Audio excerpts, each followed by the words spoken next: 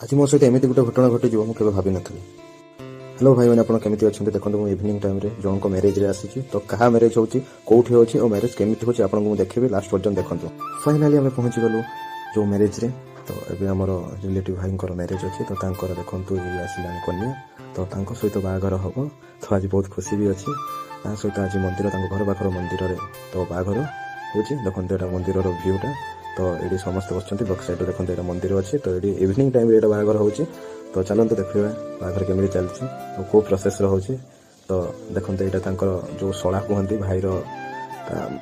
जो झील को बाहर तार भाई तो देखते ये मुदी जो पिंधे सब अच्छे सेमती तो यहाँ अनुसार केमती गोटे कौन दि जाए मुझे तो कहीपर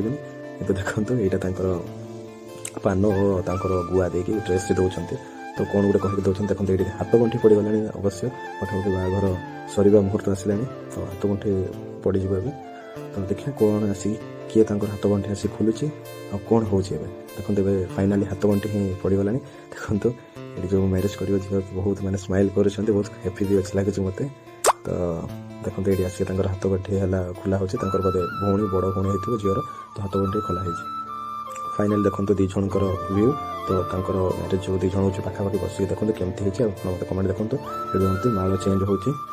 तो माल चेंज हमार भ्यूटा आप देखते केते सुंदर होती